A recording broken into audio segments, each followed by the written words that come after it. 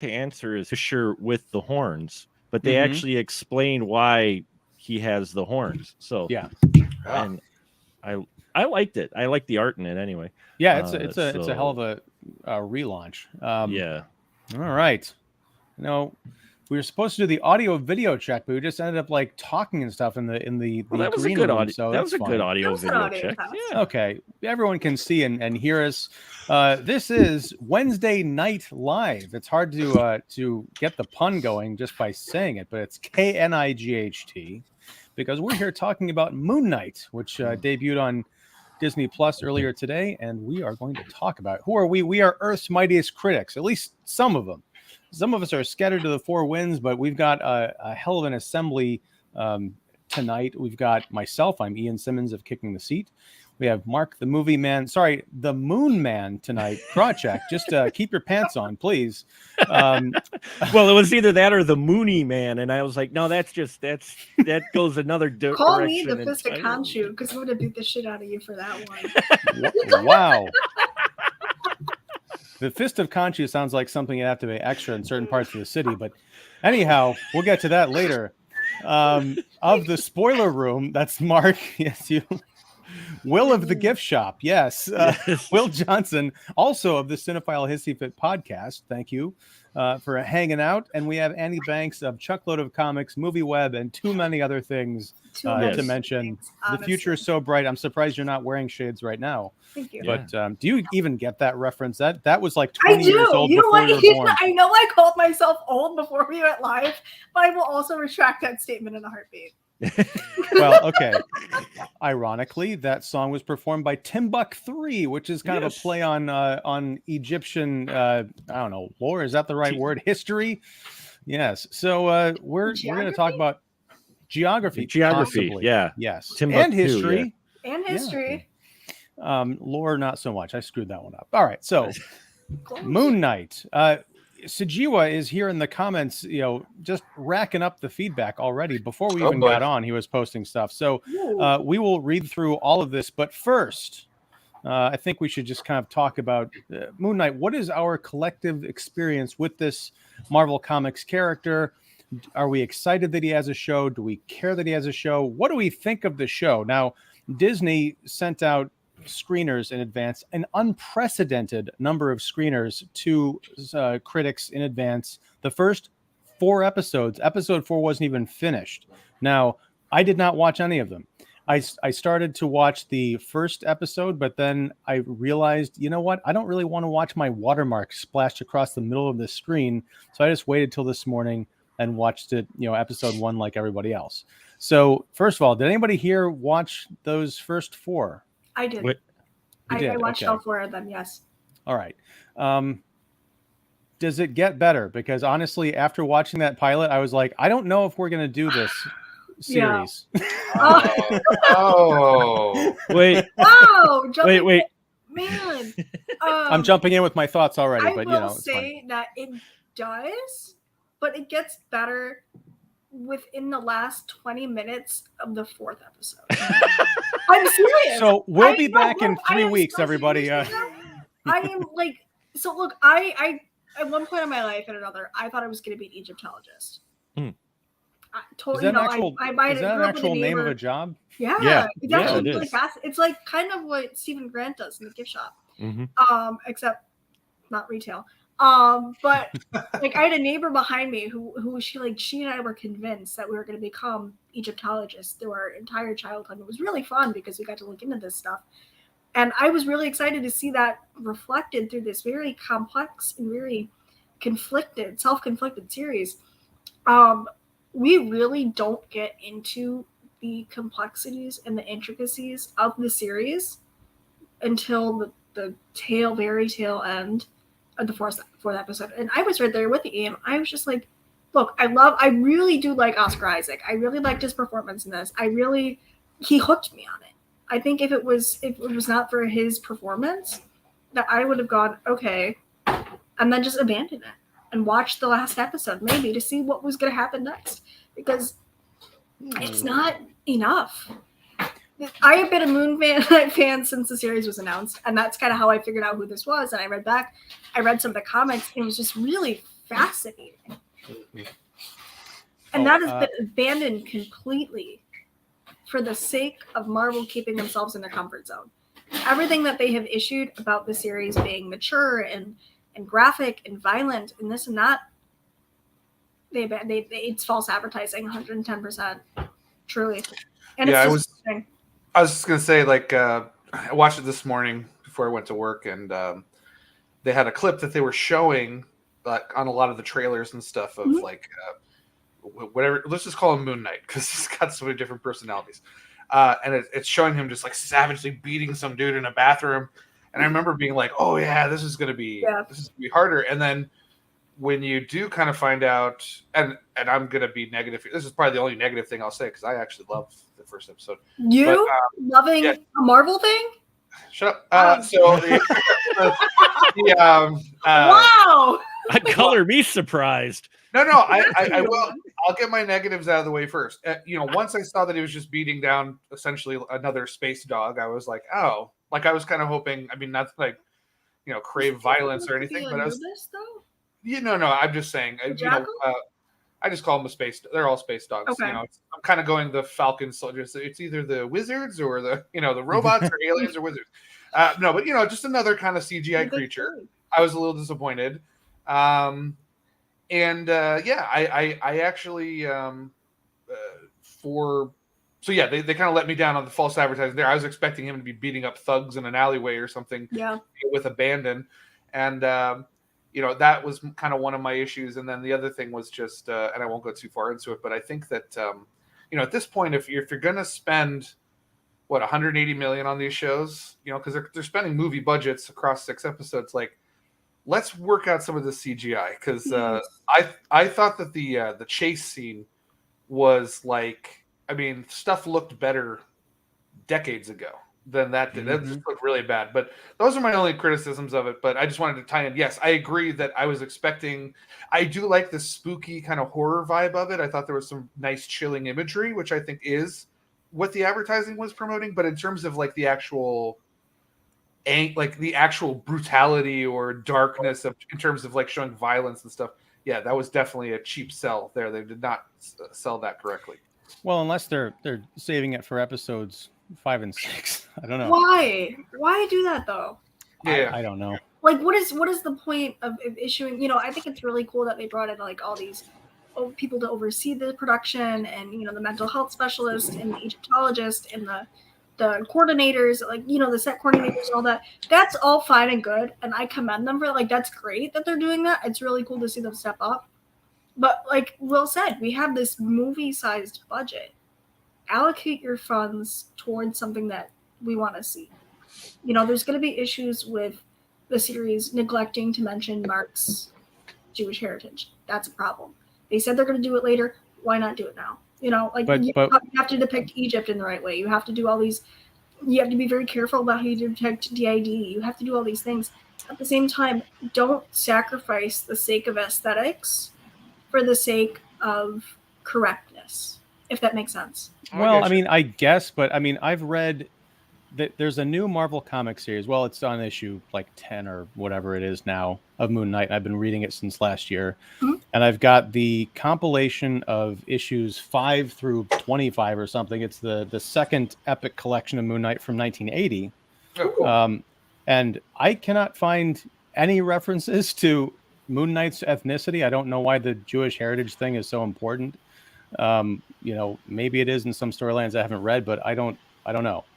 Is that a key factor in who he is? I mean, he's the son of a rabbi from Chicago. That's unless, is it important to the story, or is it just like he happens to be the son of a rabbi? I'm just trying to figure out what the deal story is. Because originally he was a Nazi hunter. In the series? In the comics, he was a Nazi hunter, and like there was like this something with the inner workings of the his temple. And sure. This is one of the issues that I think I have with this Moon Knight series is in reading the new version that's out now, and starting back in the late 70s and then early 80s. it's so disjointed. I mean, we were talking during our Batman live stream how many different interpretations there are of Batman. You at least still have kind of a core of, you know, Bruce Wayne was this billionaire whose parents were murdered and all this other stuff. But I don't know, like the comic series have about as many personalities as you know, Mark Spector, Stephen Grant, and Jake Lockley, who we haven't even talked about. Yeah, I was going to add into that because my main Moon Knight reading was during the. I don't think it was a Marvel Max line. It was pretty violent, but it was crime writer Charlie Houston wrote this run. I would say probably like mid 2000s, and it really dealt with the split personality part of it, which is what I remember the most. I mean, I haven't read it obviously in 15 years, so I don't remember all the specific details. But yeah, I remember that being vastly different than the earlier stuff, you know, the 70s and 80s.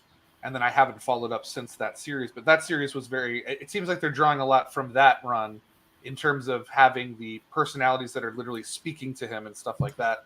But I never remember an ethnicity reference either on top of that. But well, that's what I'm getting at. Like, Annie, I don't doubt that what you're saying is I right. just seen a lot of people bring that up as a point of concern where I'm not Jewish. I don't have any right to speak on Jewish representation because it's not my place to speak on. However, I do know that that's one of the most primary concerns that I've seen through social media conversations. As I think we've seen with social media conversations, sometimes it's a tempest in a teapot just because they need something to talk about. I mean, that's the thing.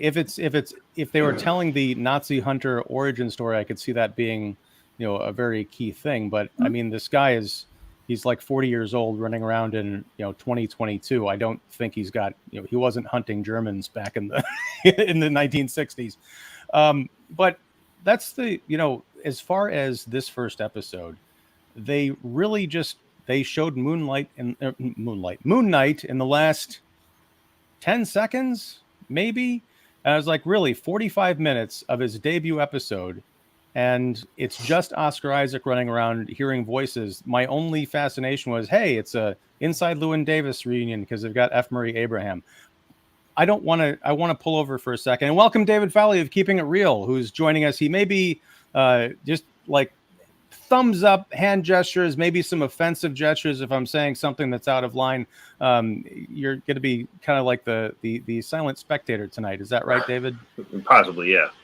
Okay, good. It's good to hear your voice. I'm glad you could join us. Yeah, I was serious when I said after I finished the episode, I'm like, I don't know if I want to go on. And part of that is I'm spoiled on the early Moon Knight comics because I figured, well, I want to get to know this character and find out who he is. So I'm reading these early Marvel comics. You figure you start with the beginning. And it's this great, colorful adventures. There are the three personalities, but they're not three personalities. They are three identities, and that's different. This guy is aware of, I'm this rich guy, Stephen Grant, who's funding this kind of vigilante operation. I'm Mark Spector, who dresses up as the Moon Knight and goes out and beats up villains. And I'm Jake Lockley, who's like the on the street level gathering information from like bars in the criminal underworld in order to take all this stuff down. He's got these, you know, assistants, this kind of like little gang of, you know, co-crime fighters. But and they all think he's kind of weird, but there's never this moment of like, oh, he's changing into this person. He will say, oh, I've got to become Jake Lockley now. He slaps on a fake mustache and gets in his cab. It's kind of goofy, but it feels like it's more original than what we're seeing with this show, which just feels like Memento with Egyptian lore and, you know, in the Marvel universe with that kind of weird, jokey humor. And I was really glad to find Oscar Isaac using his actual voice instead of this bizarre didgeridoo, like, you know, chim chim chiroo like accent that he's got going on. Like a guy is. I'm like, no, you sound like James Corden trying to do a bad British accent. Wow. Sorry, I'm done. Someone else talk about this show. I want to hear Mark talk about it from a DC perspective. Yes, DC Shill, tell us how awful this show is. The DC shill who has absolutely no knowledge of Moon Knight. So I probably have the most unique perspective in that I have absolutely no knowledge of Moon Knight outside of what I saw in the trailer and what I saw in this first episode. What I will say about the first episode is it has me intrigued. I wish they would have approached it differently as someone who's not familiar with this material at all. And it's the one concern I have. DC has it, but Marvel really has it because they've established this long chain of media and storylines, is that I feel like I'm missing something really, because I would have liked them to dive into the Moon Knight stuff a lot sooner with the personalities, because they establish very quickly at the beginning what's going on. I mean, if you're not following what's going on inside this guy's head within the first, 10, 15 minutes of it, that's great. But they really milk the blanking out gimmick, telling it from just one of his, identities throughout most of this most of the show. And it got a little tiresome after a while, because I'm like, I know, I get the idea. Most people will get the idea within the first time it happens. I was more fascinated by what appears to be the villain of this, the series. I loved his character. I'm like, I'm digging that guy. Being the horror fan, I'm like, this dude's creepy. It is cool. He's got all these people and minions and stuff, and the whole judging thing, the whole angle with that, I found that more fascinating than our title character, who I got the gist fairly quick. And I was like, when are we going to see the stuff? I was hoping maybe we'd jump at some point and get to see a little bit more of Moon Knight sooner than when we do. Because by the end, it's like, we saw that in the trailer. Why are you acting like this is a big reveal at the end? You literally showed him this scene in the trailer, And as far as the dark, violent part, yeah, I'm reading this as I showed off before, because I dug this. I have very little experience with Punisher too. You guys are pulling me into two properties, and I read this, and they explain at least the Punisher thing, but this was violent. I know Punisher was violent. I didn't expect the level that I got on this, in a very good way, being the exploitation action horror guy. I'm like, oh, this is right up my alley, so I'll keep writing it. This one, I think they went too long trying to establish what's going on in his head. I think they do a very good job of it early on, and they could have got to some of the more Moon Knight stuff, more of the other identities, or done it as flashbacks to where we pick up to where he's already dealing with the three identities, and we go back to when he was first handling it, like in some flashback scenes, and really get into it. Because for a while I was curious about, what's going on with this guy? And then I figured it out. I'm like, okay, when we get to it, when I don't need my hand held, but at the same time, I'm looking for that, Well, it's also, for 20 years at least since The Bourne Identity, and I'll bring it up again, Memento, we've had the action thriller about the guy who can't remember anything, who happens to be a super assassin badass, and there's like comedy about like, I just woke up and I've got all these dead bodies around me. What happened? I'm like, and I'm going back to the 1980s comics. And it's funny, Mark, I thought of you because it was maybe in the introduction or some commentary I was reading about the Sienkiewicz and Doug Mensch run of Moon Knight. Is he was considered a knockoff of Batman. And I can definitely see that, but fortunately they definitely build their own world and their own voice. Sure. Even though they got the whole caped vigilante thing going on. But I don't know that it would work in 2022, but I had a really good time watching this guy run around with these colorful characters, taking on these really bizarre, otherworldly threats. But this collection I'm reading doesn't have the first 4 issues. It comes in at issue 5. So I missed the entire origin story because Marvel is keeping the first 4 issues exclusively on Comixology, which I'm not going to freaking buy. So I had to open up this book. I'm like, okay, where am I? Who am I? Within the first few pages of this issue, without them doing and here's what this happened, and here's who this person is. I got into the story. I understood where everything was, and I was excited by the adventure that was taking place. This, I'm like, I've seen this over the last 2 decades, and I hate Oscar Isaac's accent. Love Oscar Isaac. I want to qualify that. That opening scene, though, Mark, you're absolutely right. The glass in the shoes, and then you realize it's Ethan Hawke and not like Oscar Isaac. I'm like, wow, this is a hell of a start. And Bob Dylan and Engelbert Humperdinck. Yeah, exactly. My only criticism, and I'm going to tread very carefully here, David, because I know you're a Dylan stan, and all respect. there were more needle drops in this than in Central Park.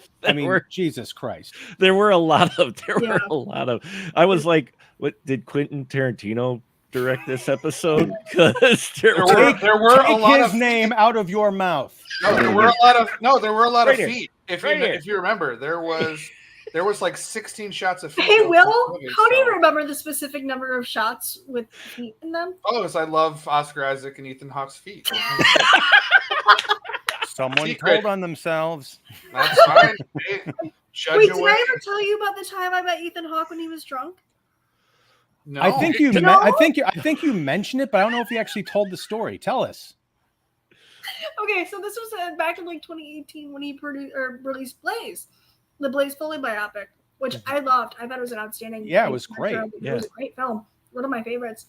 And I remember I took a friend with me to go see it for the screening because they're like, yeah, bring a guest. Ethan's gonna be there for the Q&A, blah blah blah. Like wild. All right. So I took one of my friends at the time, and I remember before the film, I got up and I went to the bathroom, and she texted me. She's like, Ethan Hawke just walked in. I was like, no way. Into the bathroom? Here. I was like, all right, cool. We come back, we sit down, we watch the movie. You know, they do the Q&A. We move up to like the front. Like I'm like Katie Gladwell. I'm the blonde in the front row, except I'm brunette. And I'm hanging out, we're waiting, and they're wrapping up the Q&A. And throughout the Q&A, Rob Walton, Aled, we love you. They keep bringing him drinks, right? My guy is just shooting straight whiskey through the entirety of the conversation. And we got like 5 or 10 minutes to go. I'm like, come on, we're gonna go meet Ethan Hawke. And she goes, what do you mean? I go, come with me. So we get up and we excuse ourselves and we leave. And I pretend to take a phone call in the hallway. And I'm sitting there doing this. I'm like, yeah, sure, doing the conversation. And I see Rob and I see Ethan walking towards us. And I put my phone away. And I turn around and I stick out my hand. And I go, Ethan Hawke, it's such a pleasure. Your film was fantastic. I cannot wait to go home and give it a glowing review. And every word of that was very sincere. I did. I praised it.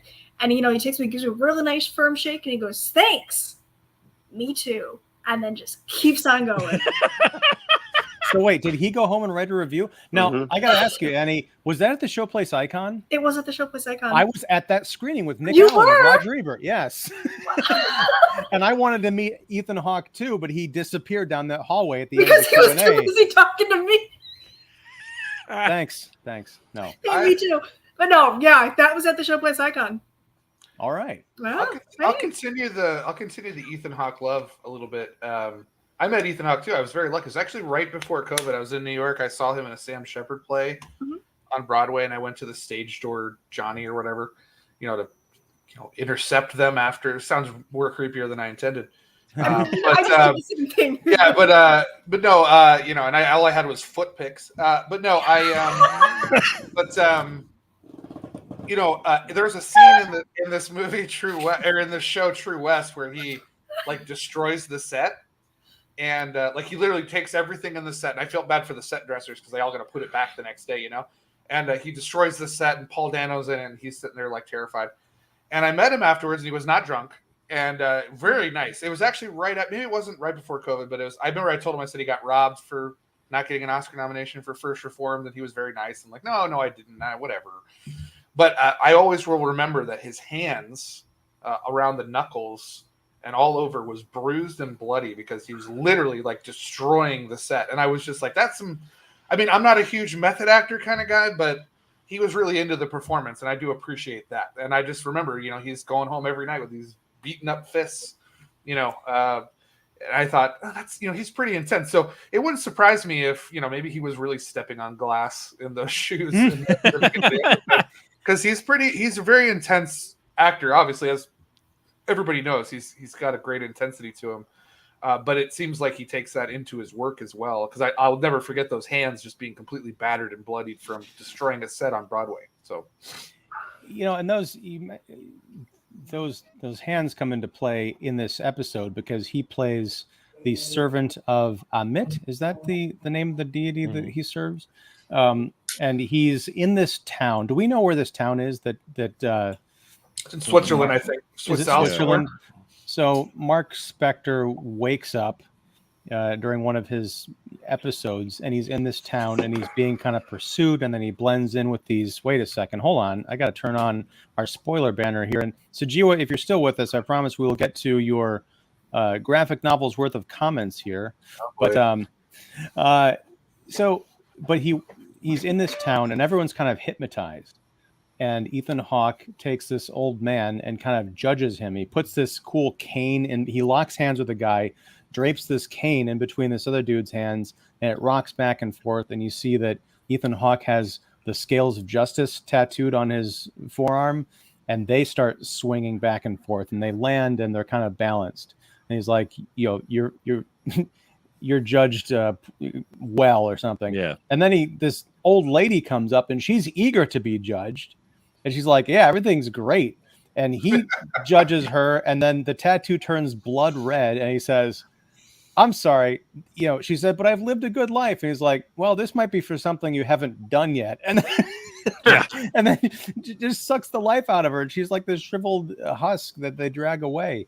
I think that's, as much as I'm dogging on the show, there are some cool things that I did like about it. The problem is I felt like they spent way too much time on kind of business. I think in some of these Marvel Disney shows, they need to treat them as if they were movies and sort of move them along a bit more.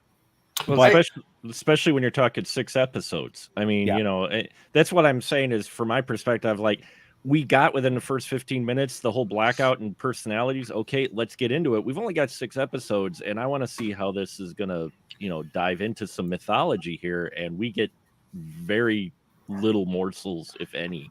The mythology does not come into play until later. Like, I will tell you that right now. Like, it's like episode 3 and 4 that they really go, okay, you're going to watch Indiana Jones and the Mummy if it was based around Egyptian mythology. I'm like, by the end of episode 4, you'll be hoping for like 4 more episodes. Yeah, and that's exactly it. That's exactly what I was feeling. I was like, this is great. I wish this wasn't ending in 2 more episodes. This should have been episode 2 instead of episode 4.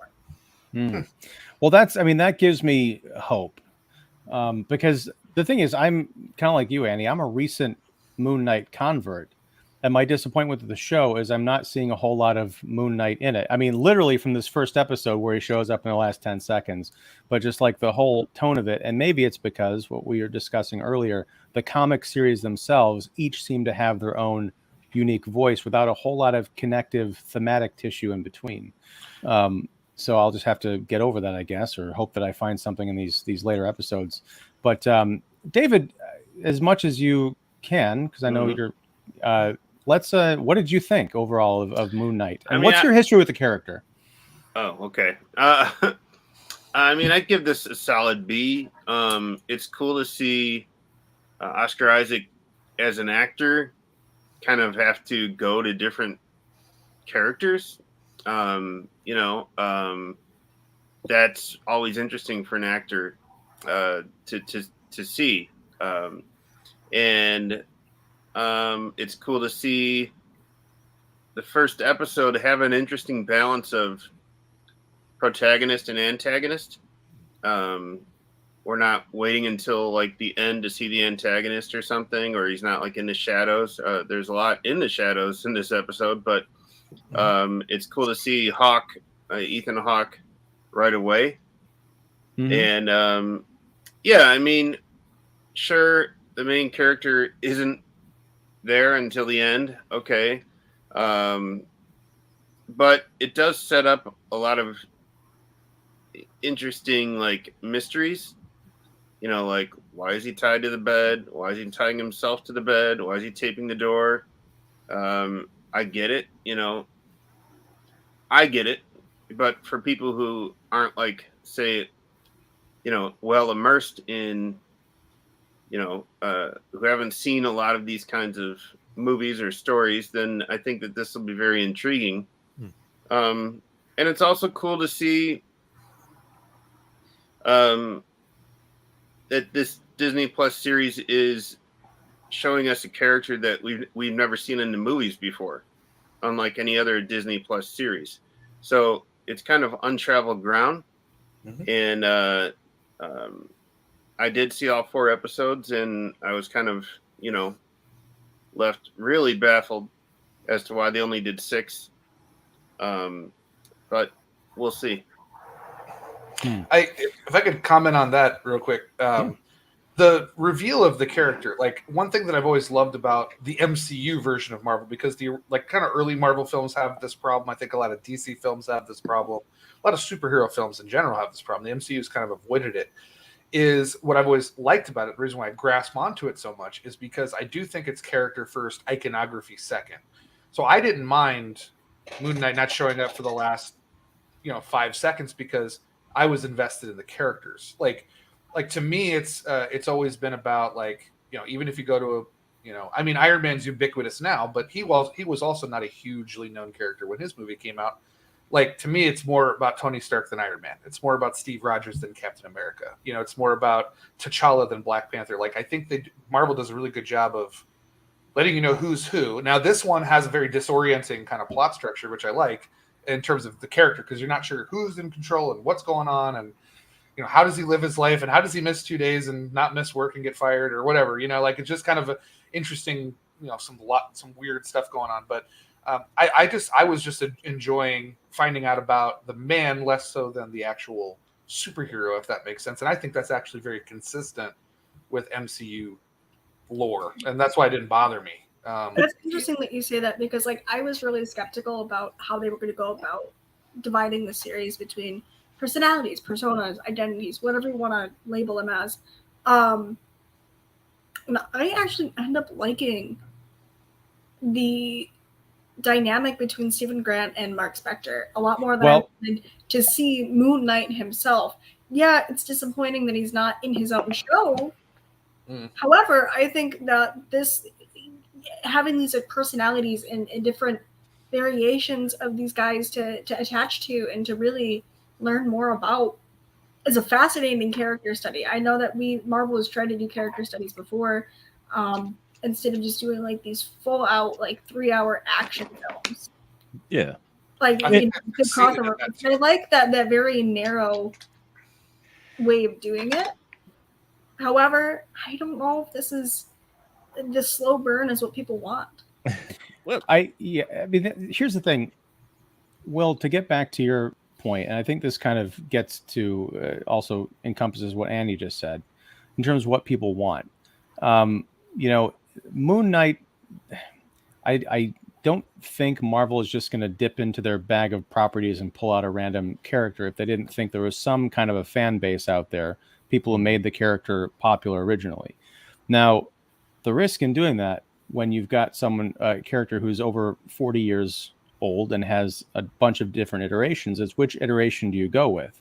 Mm-hmm. Now, it's for me, again, going back to the origins and the source material, watching this incarnation of Moon Knight that I don't recognize from any of the material that I've read, it's kind of like seeing Christopher Nolan's Dark Knight trilogy first, and then hearing, hey, we've got a new series of Batman films, and it starts with Batman and Robin. I'm like, okay, I understand the names there, but what the hell is this nonsense I'm watching? Mm-hmm. Now, it might get better. You guys some of you have the advantage of going up till episode 4. Maybe it kind of tidies itself up a bit, but as far as the character dynamics, all of this stuff with the gift shop and none of that was interesting to me, because partially, honestly, it's because of the accent. It felt like an American sensibility of what a British sitcom would be, and I've seen it. I'd rather just go watch an actual British sitcom, because I think, the accents would be more convincing. And help me out with something as far as the not showing up for 2 days, not getting fired. My bigger problem is one of his personalities has a date with this hot lady who works in the museum, who is obviously above his station.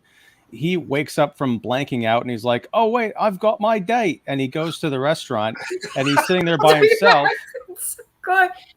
Well, he's sitting down at the restaurant and he calls the lady because she hasn't shown up. And she's like, I was there on Friday by myself. Mm-hmm. And he's like, Friday? It is Friday. He's like, no, it's Sunday. And so somehow this guy shows up to a fancy restaurant with a Friday reservation on a Sunday, and they still seat him? Well, I think that who said he had a reservation? yeah. She's going to be eating at a place with a reservation. I think the tragedy there is that he lost his weekend. Yeah. As someone who has worked in a fancy restaurant before, we just kind of let anyone in. I want to go to something that Will was saying, that I don't mind the fact that we don't get the hero right away. The best part of this episode for me was those last 2 minutes, even before Moon Knight came out, when he was talking to the mirror, to his other self, to his Mark personality. I wanted more of that earlier in. It's because you're vain. No, yeah, because of Mark, right? No, but I wanted that earlier in the episode. There wasn't much to Steven. I mean, you're talking about character development and spending time and getting to know them. They don't give us a whole lot. You pick up, even if you've not seen any Memento movie before, you get what this guy's life is in the first 15 minutes. He's the gift shop guy who's got a lot of knowledge. He's lucky with women. Yeah, he's got the strap thing. Okay, with the leg, that's an interesting mystery. Great. But you no fetish talk. That's the after show. Hey. I could fix him, Mark. I could fix him. You could. He's got wonderful feet. But you get all that in like the first 15 minutes.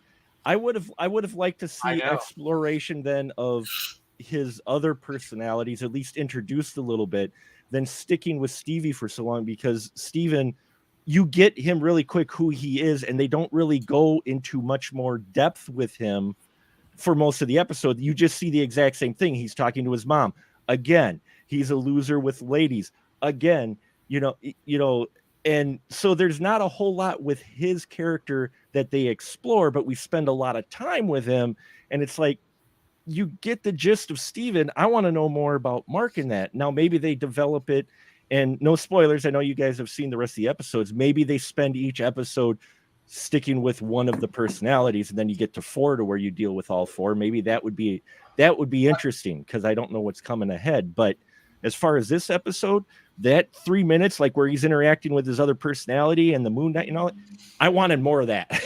Well, and I have a theory, but Annie and David may already know is false. But I think there's more to meets the eye than this goofy British personality. I don't think the mom exists to personal. I mean, maybe the show won't go that deep, but like, he's always leaving voicemails. Like, I remember when my mom was alive, she answered the phone all the time, and that was kind of annoying sometimes, because sometimes I just was like, I gotta call my mom, and the Bo Burnham thing where it's like FaceTime with my mom, she always answers the phone. So I actually have a theory that maybe she's not even real, or maybe this personality is also a front amongst all the split personalities. That was kind of my theory as I was watching. I was like, why is this mom never answering the phone? David, no, I don't know. Like, after Will said that, I kind of had the same idea, and I think that with the 4th episode, where that episode decides to take itself, he could be onto something. That's very plausible, Will, because without saying too much, there's a really nice, satisfying tonal shift in the show that I think that they should have gone with from the get-go. Earlier. I really thought that episode 4 should have been episode 2. Does it turn into a 1950s sitcom? Yeah, or with at a least dark twist? Or at least episode 3, because then you're at the half point.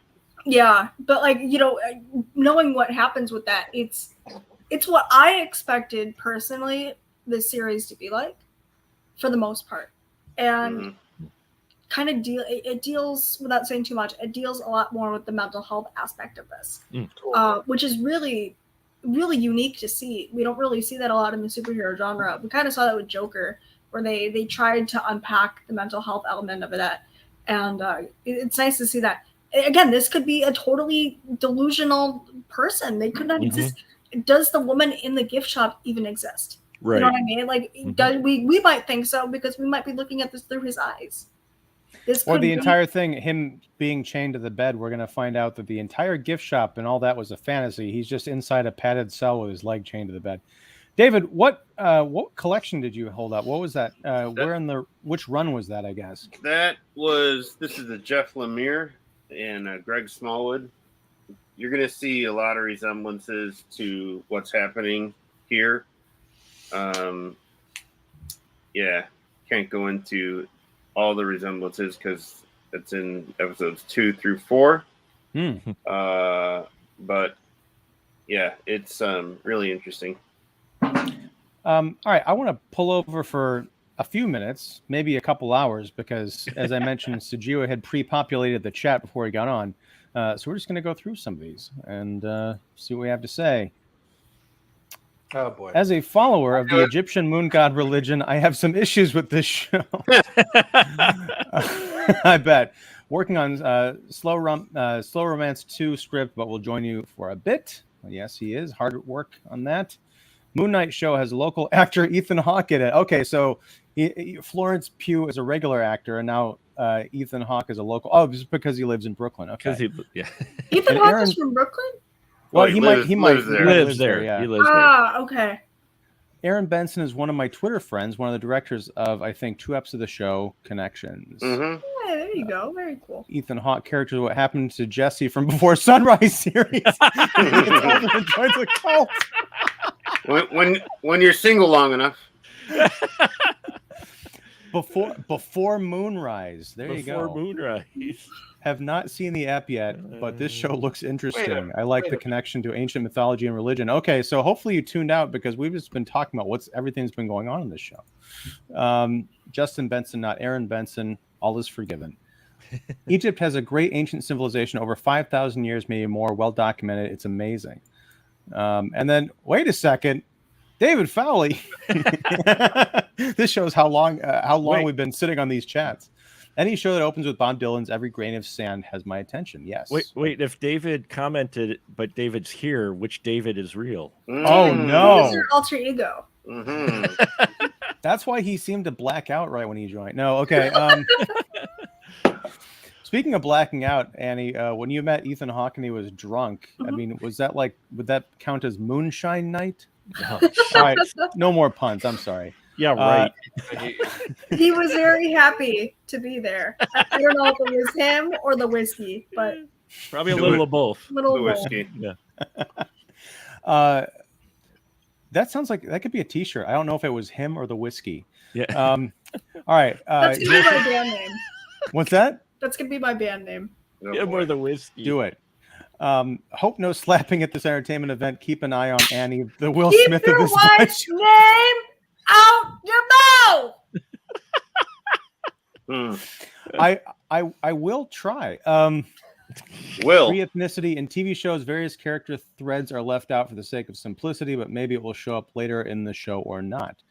On the bright side, the show is not taking place in Tatooine. Thank God. You know what? We are. Episode 5, we go to Tatooine. Yeah. I was gonna say we're gonna go to Egypt. We're gonna be going into the desert, so there will be sand. Mm-hmm. Oh man, I swear Disney has a timeshare with Tunisia. Okay, on the bright side, this show is not taking place in Tatooine. We read that. Oh wait. Hey, Petty's back. Hey. Good evening. How good is it to have the experts doing a live show again? Well, it's great to have you back in the house, Petty. Sorry for taking so long to get to your comment, but welcome back. Miguel, back again. Like the old saying goes, ignorance is bliss. I'm not a fan or have any knowledge of this character, but the show has my attention so far. It has me curious of the next episode and what it brings. Well, yeah. Miguel, according to the folks who have seen the next few episodes, you're in for a treat. Let's see. Still watching. No rush. Read comments. Good convo. All right. Sounds like the show believes in Spinoza's model of the universe where all things have already happened. An interesting idea. Has the future already happened? I can't even wrap my head around it. It's been too long a day. Miguel again. No comic book adaptation will ever be 100% translated perfectly into film or a TV series. Some have come close, but there'll always be disappointment for those who have high expectations. I agree, but that is not a reason to try, because if we have no high expectations, then there's no point in No, I'm going to challenge that statement. I'm going to say that it was Logan that nailed the gravitas of a comic book. Possibly. I also hated Logan, so we'll have to move on. I would say Logan was terrible. I would say The Crow. Ooh. The Crow, thematically, yes, but the comic book, absolutely not. It's completely different. And I would say imagery, Thor Ragnarok. It looks like a Jack Kirby come to life. Yeah.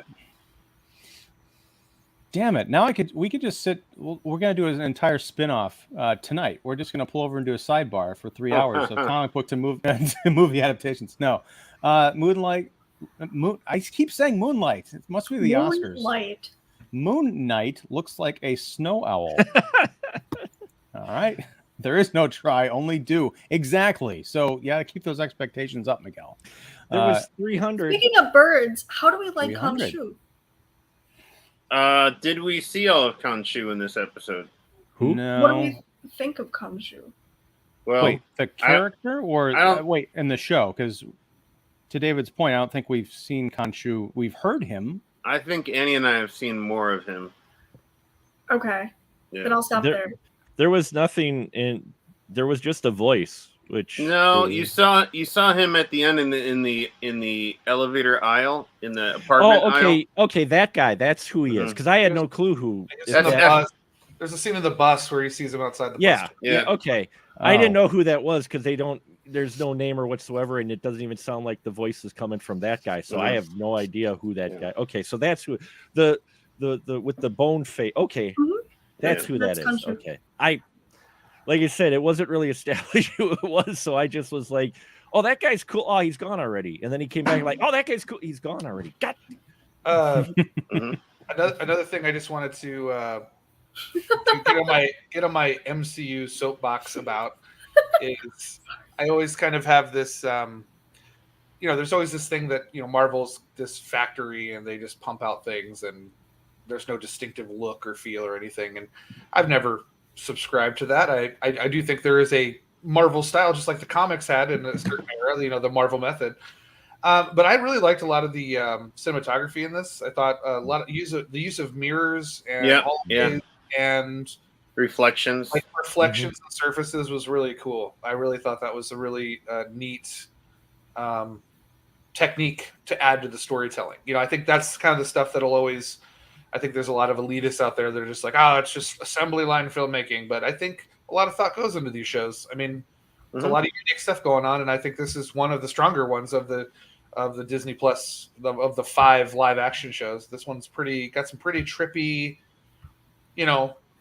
weird stuff going on, which I think I'm not familiar with the director of this one. I know Benson and Moorhead obviously have done some pretty wild sci-fi stuff. I'm not familiar with the director of this episode.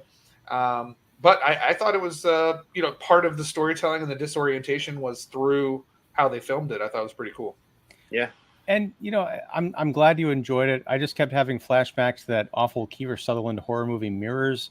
But it is what it is. Or the sequel, Mirrors 2. Oh, geez. I think there was a Mirrors 3 as well. It reflects badly on you, Mark, that you know that. All right, Miguel comes back and says, I have 3 kids. This is my time to let it out. I'm glad you're not on camera because I don't know what that means. No, sorry.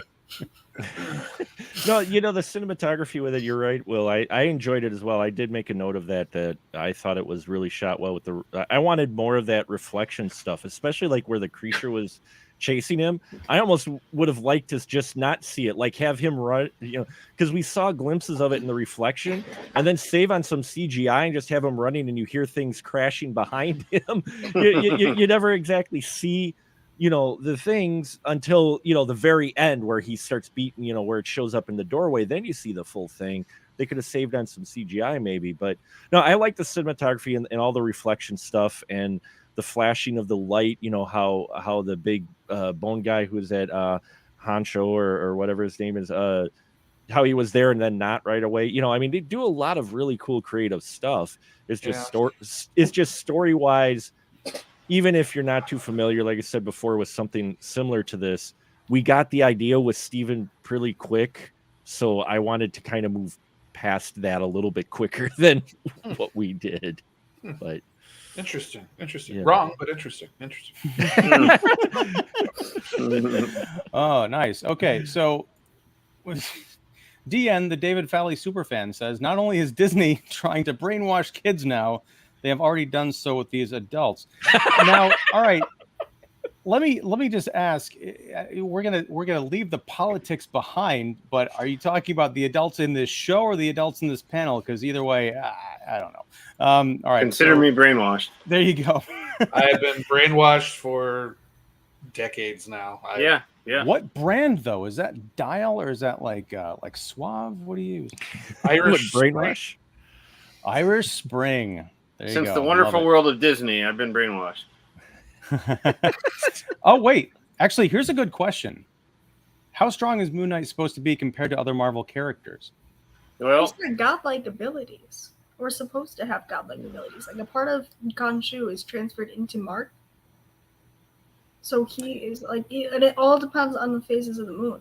Well, at one point he was bitten by a werewolf, and when it gets to full moon, then he gets superhuman powers. And isn't there supposed to be a werewolf by night special for Halloween? Yes, Oh, directed by Giacchino, the composer. Yeah, that's where the character first appeared. Well, here's going back to that Sienkiewicz Mensch run from the 80s. And again, I wasn't able to read those first 4 issues, but I understand that Khonshu brought Mark's, I believe it was the Spectre personality or identity, back from near death, kind of. I guess but reading the next like 10 plus issues, I don't get the feeling that he was endowed with any kind of like supernatural powers, other than the fact that he was just alive, because he's just kind of doing a bunch of Batman acrobatics with his, instead of a batarang, he's got like a crescent moon and stuff. So I guess the supernatural enhancements kind of came in some of the other interpretations of the character over the decades, which is kind of neat. Yeah. But yeah, I don't know how strong he's supposed to be, Miguel. If you're talking about the original, I'd say if he went toe to toe with Bruce Wayne, there might be a problem, but he's not going to evaporate Bruce Wayne with his moon rays of death. Now that I would like to see. Sorry, I laughed at that. I would like to see. No, it's moon rays of death. That's I will never fault you for laughing at me. Let's see. Has Moon Knight been revamped many times, or is what we see now is canish? You might be late to the party here, Miguel, because we spent a while talking about the different comics iterations of it. This is the first time he's been on screen. So I guess this counts as the version that we're going to see, although we've only seen one episode, right? So I don't know what version is going to be definitive by the time we get out of episode 6. Do you think he's going to stick with an identity, or is that part of his central character? Is he's got all these identities that have to work together?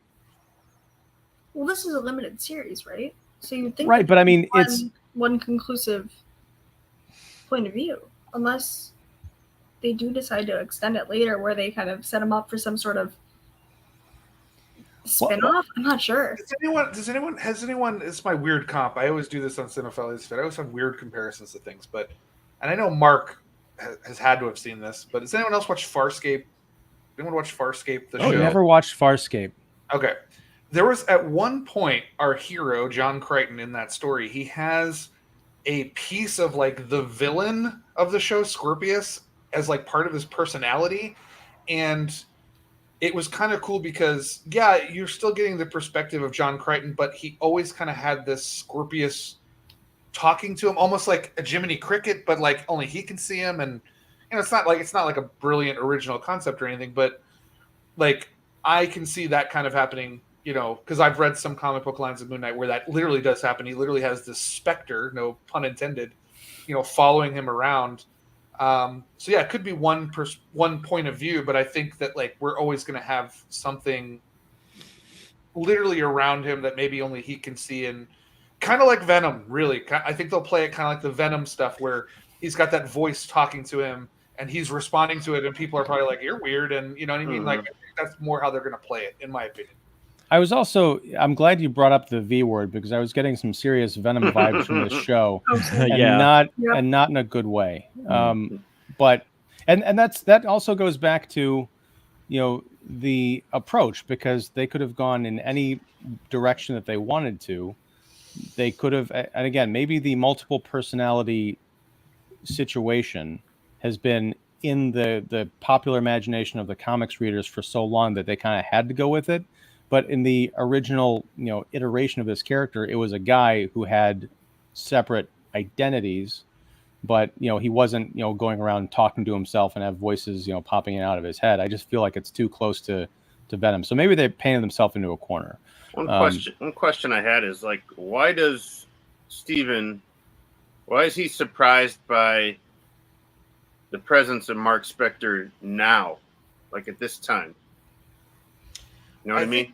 I think they kind of hinted at that a little bit because in a not a subtle way, but like he obviously has the foot restraint and the sand and everything, right? Mm-hmm.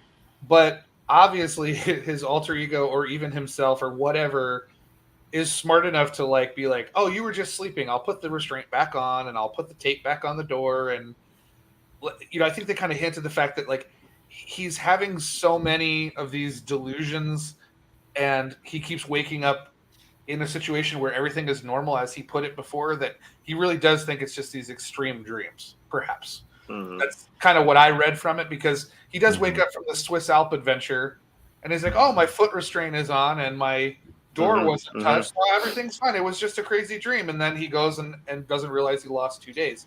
So I really do think it's more of like, he probably is aware, but maybe suppressing it because he thinks it's like a very vivid dream, perhaps. Yeah. And I don't know if it's addressed in the later episodes, but this is before phase 1 is the impression I got.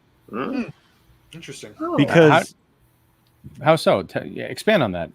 Well, I mean, they don't necessarily need to bring it up every time after the blip, but I mean, there is nothing to indicate otherwise. Plus, he's got a flip phone. If Mark is supposed to if it's supposed to be modern age, and this Mark character is, like you say, he's supposed to be a richer guy or what, he's got a freaking flip phone. I've got a flip phone from '96 that looked very similar to that. I admire that about you, Mark. I do. And the phone that he has, the smartphone even that he has, is a little bit older, almost looks like a BlackBerry. So I mean, for me, there's nothing indicating I know yet where the timeline is, and I imagine it probably takes place after the blip. But for me, I was getting the impression this happened before those events with Thanos, or at least before the blip. But well, in fairness to the flip phone thing, because I thought that too when he brought it out, but they are, I think some companies like bringing them back. So this could be like covert advertising of like the whole like everything old is new. And Captain America had a flip phone too that he gave Tony. And they also mention in the next couple episodes, they also mention Madripoor. They do, yeah. So okay. Well, I was just going by the. Also a CIA agent. This could be a burner phone too. Mm-hmm. We don't really. Just stick to DC, Mark. Stick to DC. Stop it. I'm going by what's presented in the first episode, and in the first episode, there's nothing to indicate where in the timeline it was. In the first episode, I think. Did you guys see the goldfish? Yeah, the one with the one spin. I want to make sure. Okay, so is that a tie to Namor? Does he name drop it? No, but he said he does. He mentioned name drops. Atlantis, Yeah. didn't he? He said something about Atlantis. Well, I did not catch that, unless that's something in another episode that you're blending together, but I didn't. Blended? Goldfish smoothie. No, anyway, sorry. That's what I was thinking the whole time. I was waiting for that fish to be eviscerated. Wow. You mean eviscerated. All right. So, okay. So back to the comments. Sajua says, sounds like he has godlike powers. Yep.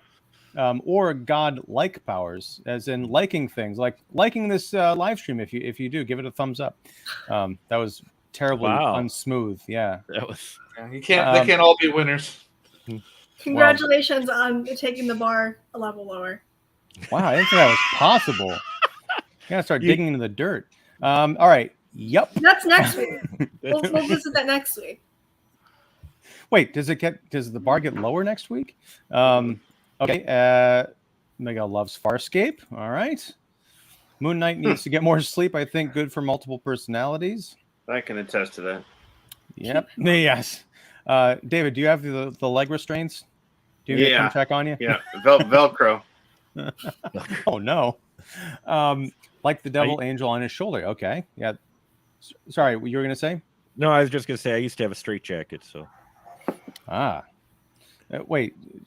Can we leave that without the context? I kind of like that without the context. We'll just leave that hang out there. All right. Well, folks, always a pleasure. I must leave now. Oh. Critics. And weak.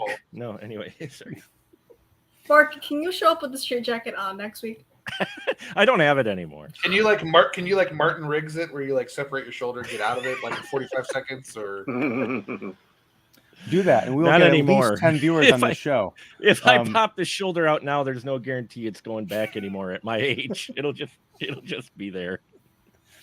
Pop goes the shoulder. All right, Miguel, you got to peace out. Thank you. Yes, I will see you next time. Indeed. Thank you for hanging out for a bit. Flip phones are burner phones to use and get rid of. Yes. If you could go back 20 years and say that to the people who made razors, I wonder how sad they would be. They're cutting edge technologies, made for like drug dealers. All right. Do the Moon Knight eps? Oh, okay. I assume in pajamas. So it's like, do the Moon Knight eps in pajamas. How do you know we're not? No, just kidding. These are not my pajamas. I insist on comfort. Uh-oh. Mark, get ready. Uh-oh. Is your seat warm? Because it's about to get hot. Petty's putting you on the hot seat. Mark, a question. Can it be that Zack Snyder Cut wins Oscars from fan voting or something similar? Well, they had the Oscars last week, last weekend. Yeah. Did they? I know they did the fan favorite thing, right? What won? They did a number of categories, actually. Army of the Dead. Minamata. So, as we all thought on the bingo board. But yeah, Army of the Dead won the best biggest applause. It was the Army of the Dead. I saw something about best applause. No, that was the Flash moment. That's right.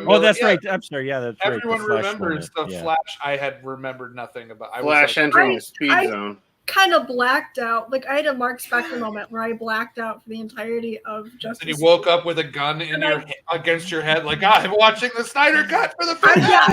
I looked at Jared Leto, and Jared Leto looked at me, and then I knew he was my mortal enemy in that moment, and like that's how it went.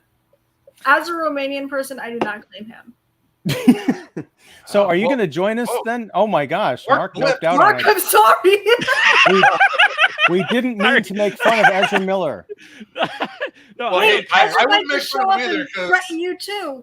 Ezra, you're watching this from the prison in Hawaii. We're not saying any of this. There's two people you don't mess with right now. It's Ezra Miller or Will Smith. Just let them say whatever they want. Can we get them to fight each other? Ooh, celebrity death match. We'll bring it back. It'd be celebrity slap match. Can we just have them? Yeah, rematch. Except we could do it'll be the Flash versus Hancock. But it has all right. to happen at the Fantastic Beasts premiere too. Like we just need to like have him materialize there. The Flash moment, exactly. I love you, Annie. That's me reading Petty's comment. I mean, no offense, but I mean, never mind. Forget it. I was just, there's many reasons. I love you too. Not the Flash moment. I mean, Speed Force. Or as I call it, Speed favorite Farce. Moment in film this year where Ezra Miller just ran for obviously from the cops. It was my favorite moment, the speed thing with the guy that ran fast. Only he wasn't fast. He was. Well, that's the thing is like it was the category is like everybody's favorite stand up and cheer moment. Yes. Like it was more like everybody's stand up and go to the bathroom or something. There were some legitimate ones in there, like the bullet time for the Matrix. No, I understand that. I'm talking about for the Flash winning. That was Oh, that was just at this point we need. I don't know. We need to deploy Snyder people to do other stuff, like get legislation passed or do some kind of like campaigning for someone. The moment to stop Zack Snyder starts here. The campaign. I am a person against Zack Snyder. Let's see Zack Snyder's work, not the person. I'm sure he's a nice guy. I am a person against Zack Snyder filmmaking. Okay, let's go with. Yeah, I was gonna say let's go with filmmaking because like I will always. I've always Love kind of you. enjoyed his Sorry. films, but I will always love you as well. Send feet pics to Cinephile His Fit. No, but you know, I will always premium, and then we'll work out a deal. Yeah, the OnlyFans. I'm telling you, I've been trying to access that free preview, but I can see who tries to get into that, and that's the thing. And I'm like, you know, yeah, let's. Yikes. I'll up my tier prices. Okay, look. I always just want to say with Zack Snyder, like I will always kind of, you know, having daughters myself and him losing a daughter, and so I will always support the man more than perhaps the films. So, good point. And I'm there with you. As someone who was a Zack Snyder fan early on, I just can't anymore. All right, let's see. Good grief, Okay, Mark. let's see. YPA reviews. I'm just keeping my mouth shut. That's fine. Hey, Mike. Hopefully, you'll be able to join us on one of these coming up soon. So yeah, you're hard at work. I think I know what movie you're reviewing, but we're not going to talk about that until next week. Nice. How's everyone doing? Is the disappointment of the show setting in? Hashtag yes, but you know, watch the replay and you'll find out. I'm hopeful for next week. I got to take off. Yep. Okay. All right. Thanks, David. See you, David. We'll, catch you later, sir. Look, if it's any consolation to this David Marvel fandom, if it's any consolation to this Marvel fandom, to where I am the DC shill, it surprised the hell out of me as well that the Flash moment actually won. Did you not stand up and cheer? Was that not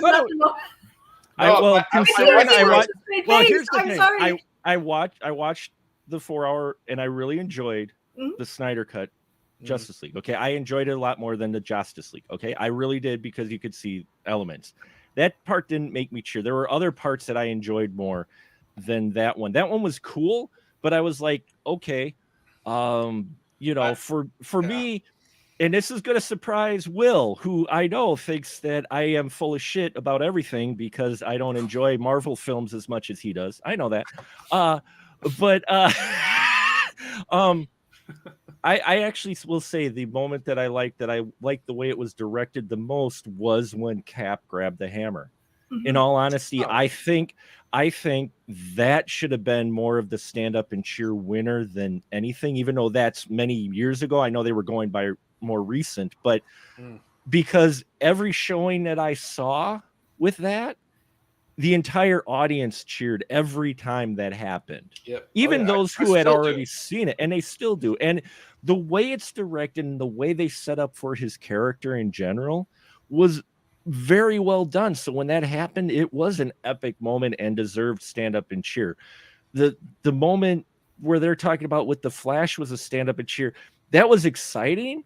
But for me, even as a DC fan who's consumed lots of DC stuff, even for me, that wasn't a stand up and cheer. That was like, it's very cool. We're watching this. They did it better in the TV show. But, you know, the CGI on the CW was not the not the CGI. I want to make sure we're thinking of the no, not the special effects. The moment, the going into the Speed Force, doing what they were doing with the Speed Force. I was going to say, I'm no, not the CGI. No. Well, real quick, just to support you, in terms of the Zack Snyder cut, my favorite part, the stand up and cheer moment, was when those women sang to Aquaman for 45 straight minutes. That was my stand-up and cheer moment. It was when Gal Gadot started singing Imagine Dragons. Well, hey, you know what? That's that. I'm surprised that wasn't in there. Yeah.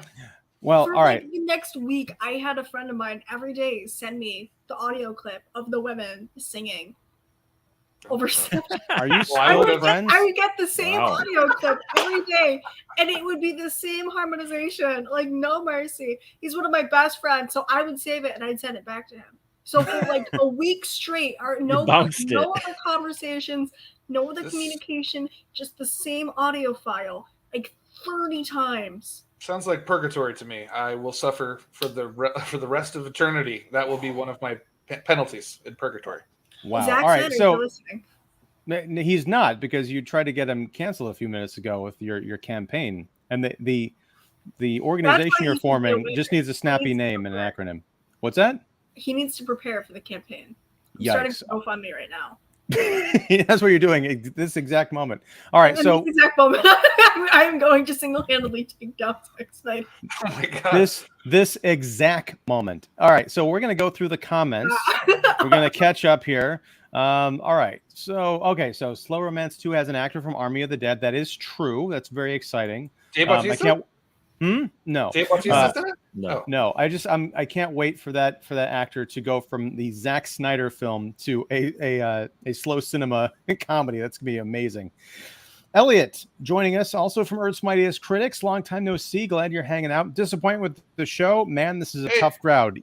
Yes, but honestly, don't put me in this. There was a lot of love earlier in the show. MCU shill loved it. So I did. Yes, Elliot. Go back and Elliot, if you're joining us. I liked it. I had nice things to say about some of it.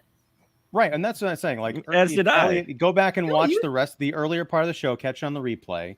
And you'll see a lot of love for this Moon Knight, and just skepticism from me, some disappointment, but I liked a little bit. All right, the Oscars. Well, that true, yes. The Oscars fan moment, that was exactly expectedly dumb, and the trolls won. All right, Mike, pick a side. No, he all said, by the way, I love the Snyder cut. All right, I'm conflicted now. Sujiro, was he a zombie? Oh, he was asking who's starring in the in his movie, the next movie. Here's a hint. It was a she. Follow Sujiro on Twitter to find out the full details. All right, so we're gonna close down the comments now, and thank you everybody, because I think once we got into talking about OnlyFans, it was pretty clear that we had run out of things to talk about the debut episode of Moon Knight. Yes, that's what I'm here for. That's why you had me on. OnlyFans and feet and Zack Snyder cancellations, and but anyway, thank you everybody for hanging out and for talking about this. Next week, we're going to be doing this a little bit early, and I might be doing this by myself. I fully acknowledge that, because not everyone's going to want to pay to see this other thing we're going to talk about. But at 8:00 Central next week, we'll be back talking about Moon Knight Episode 2, and at 9 p.m. Central, we're going to be talking about Morbius. Everyone's favorite Jared Leto. I don't know if it's a real film, but it is coming out this Friday, and we're going to talk about it. So everybody, join us back here. I've been Ian Simmons of Kicking the Seat. We have Mark the Moon Man Krawcheck of the Spoiler Room and Special Mark Productions. We have Will of the Gift Shop, Will Johnson from the Cinephile His of It podcast, and Annie Banks of Chuckload of Comics and Movie Web. Representing Earth's Mightiest Critics. Thank you all for hanging out. Thanks you for hanging out in the comments. If you like this live stream, give it a thumbs up. Please tell all your friends, like and subscribe to the channel. Like and subscribe to all the content from my talented guests here. All the information will be down in the description. Let's not forget David Fowley of Keeping It Real, who had to leave a little bit ago. That was the other indication. I think it was the OnlyFans thing. He was like, nope.